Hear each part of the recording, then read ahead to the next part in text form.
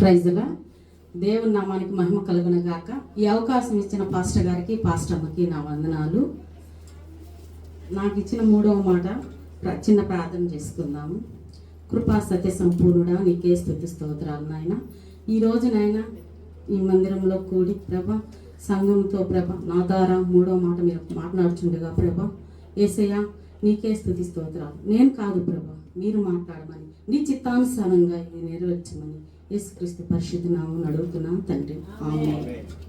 యోహాను సువార్త 19వ అధ్యాయము 26-27.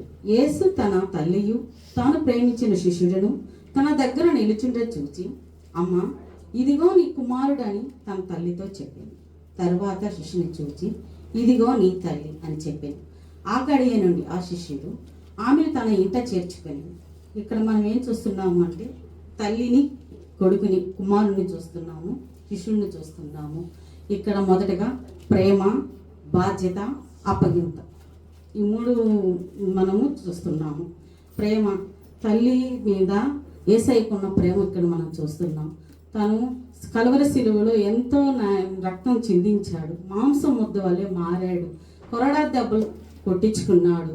శిలువలో గొల్గొతా కొండపైన ఉదయం 9 నుంచి ఆకాశానికి భూమికి మధ్యన యేసుని సిలువ వేసినప్పుడు తన ఎదురుగా తన తల్లి సహోదరైన మరియా, మగ్దలేను మరియా, యోహాను, తనకి ఇష్టమైన శిష్యుడు. 12 మంది శిష్యుల్లో యోహాను, వీళ్ళ 5 మంది అక్కడ నిలిచిండు చూస్తున్నాం మనం లేఖనాల ద్వారా.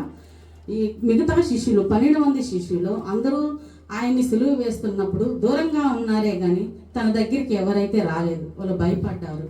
జనాలు చూస్తున్నారే కానీ ఎవరు దేవుని దగ్గరకు వచ్చి ఆయన్ని చూడలేదు. అందరూ దూరంగా విచిత్రంగా చూస్తున్నారు తప్ప.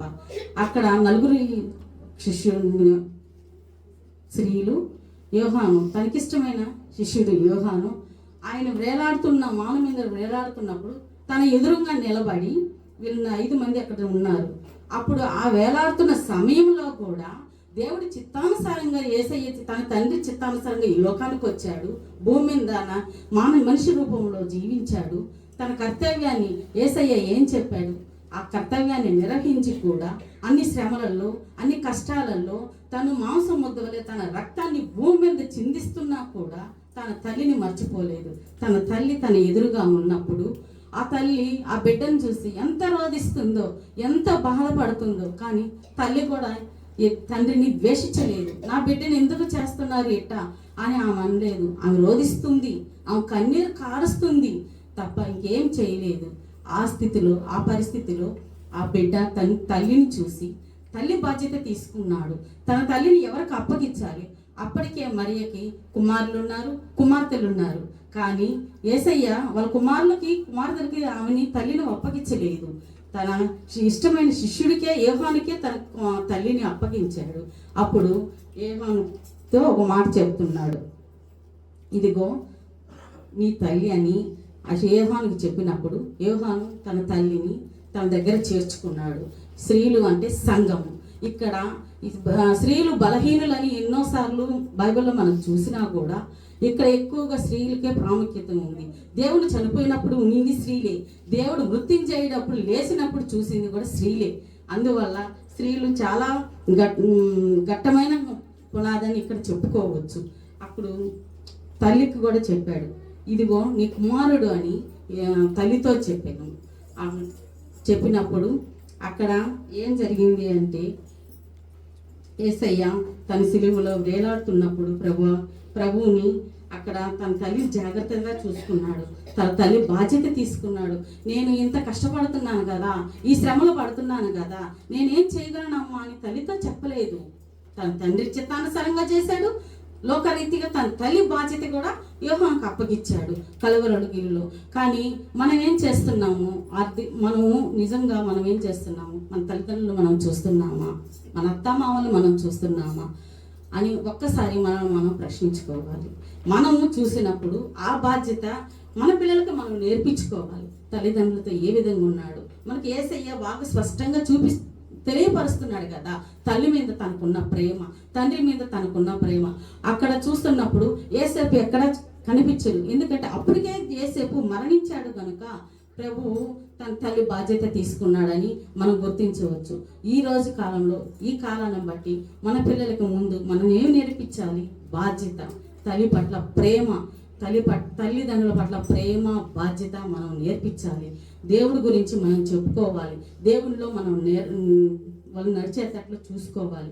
అటు చేయాలంటే ముందుగా మనం ఏం చెయ్యాలి? మనం ఉన్నామా తల్లిదండ్రుల పట్ల ప్రేమగా? మనం ఏ విధంగా నడుచుకుంటున్నాము? దేవుడి చిత్తానుసారంగా నడుచుకుంటున్నామా లేదా? ఒక్కసారి మనం ప్రశ్నించుకొని దాని ప్రకారము మనం దేవుడి ప్రకారం చేయాలి. ఎంతసేపు గుడ్ ఫ్రైడే వస్తే దేవుడి గురించి చెప్పడం కాదు, ఆయన మరణం గురించి చెప్పడం కాదు. ప్రతి దినము మనము దేవుడి మరణం గురించి ధ్యానించుకోవాలి. రోమా చక్రవర్తులు ఒక్కసారే దేవుడికి మరణాన్ని పెడితే మనము ప్రతిరోజు మాట ద్వారా కావచ్చు, చూపు ద్వారా కావచ్చు, మన చేతుల ద్వారా కావచ్చు ఆయన మరణానికి గురి చేస్తున్నాము.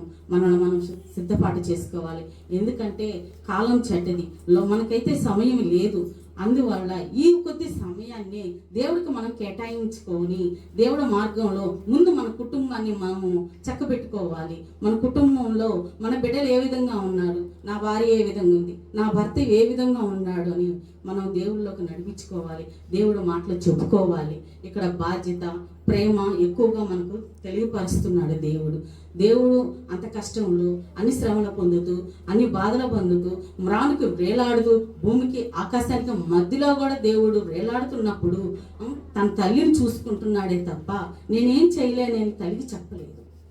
తల్లి తన బిడ్డ ఇంత మాంసం ముద్ద వలె ఉన్నా కూడా ఆమె దేవుడిని దూషించలేదు.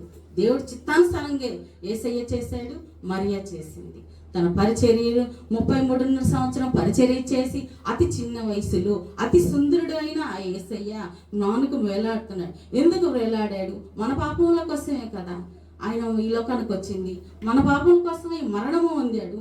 మనకు మురుని విడిచి మనకు ఆ మరణాన్ని తప్పించిన దేవుడు ప్రభువు. మనము దేవుడి చిత్తానుసారంగా మనం నేర్చుకోవాలి, నెరవేర్చాలని కూడా మనం నమ్ముచున్నాము. ఈ కొద్దిపాటి వాక్యాన్ని దీవించిన గాక. ఆమేన్.